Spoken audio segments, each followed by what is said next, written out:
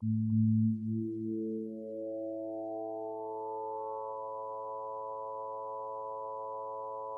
Letter, Astrological Podcast.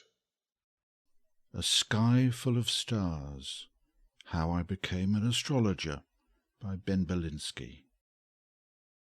I remember the first time I saw a sky full of stars.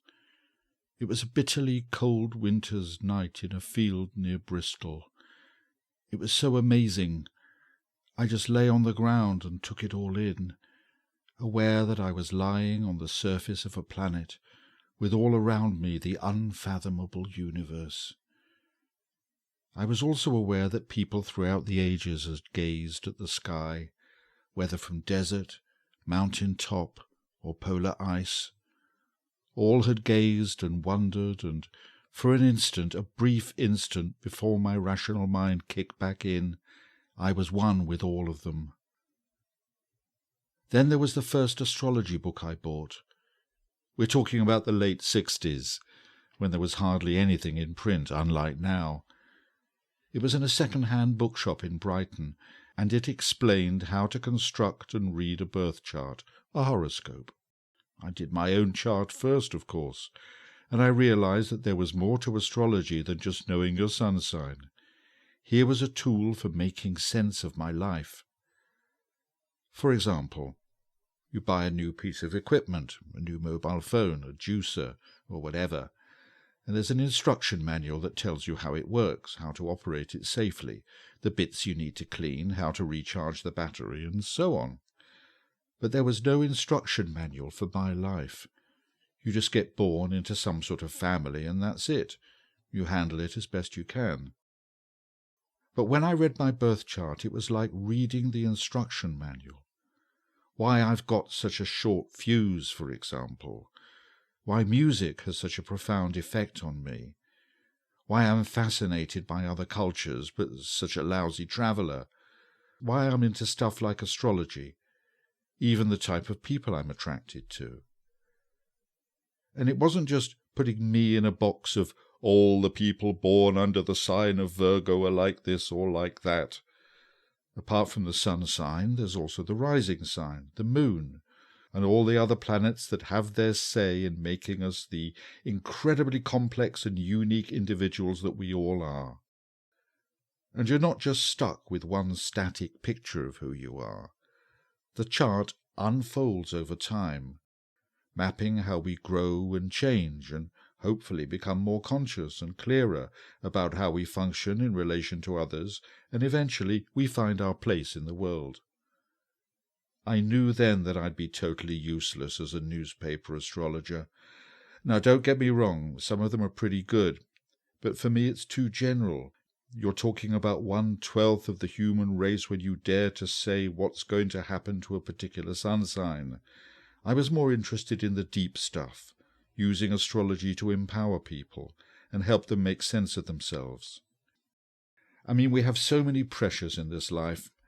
Pressures from school and parents with their expectations and their images of us and their dreams of our success, which may in fact have nothing to do with our true nature.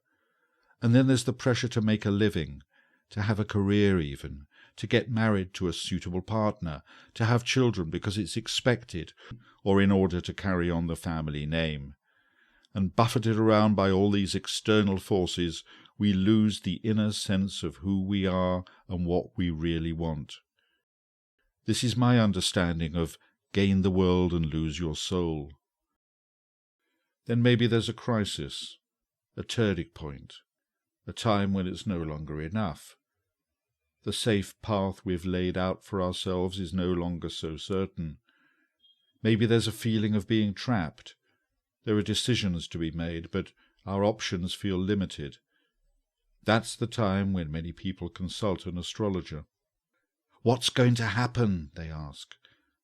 Sorry, but that's the wrong question. That question supposes we just sit around and wait passively for the future to happen to us. A good astrologer is not a fortune teller. A good astrologer will explore with you how you have got to your present situation, how you have created your reality. A good astrologer will not advise you or make decisions for you, but will share their insights gained from the positions and cycles of the planets and look with you at the lessons to be learned.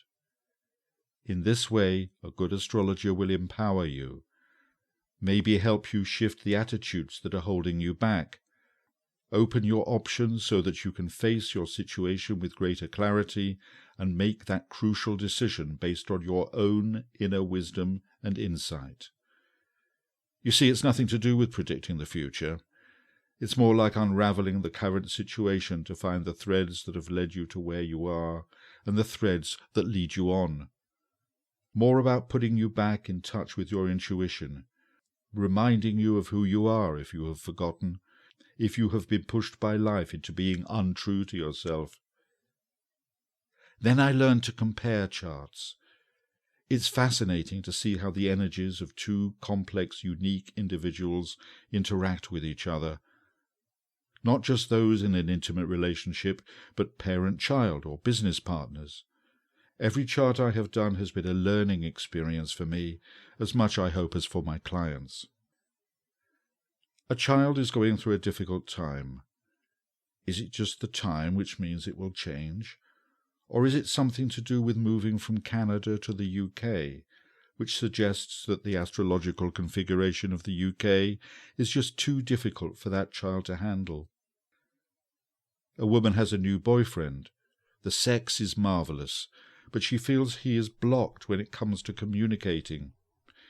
She needs to learn to back off, to respect his privacy, to rein in her need to intellectually understand and analyze every emotion.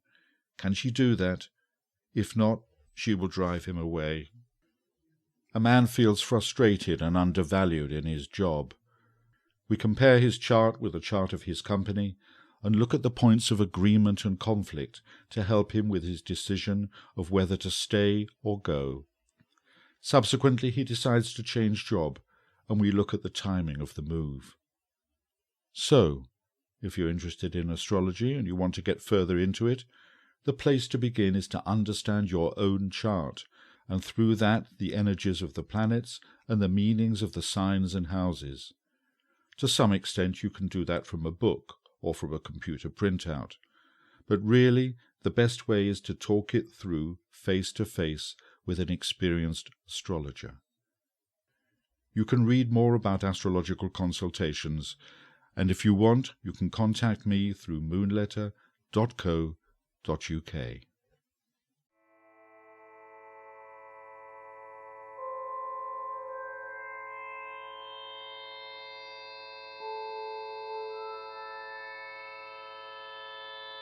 And for more astrological and spiritual musings, check out moonletter.co.uk.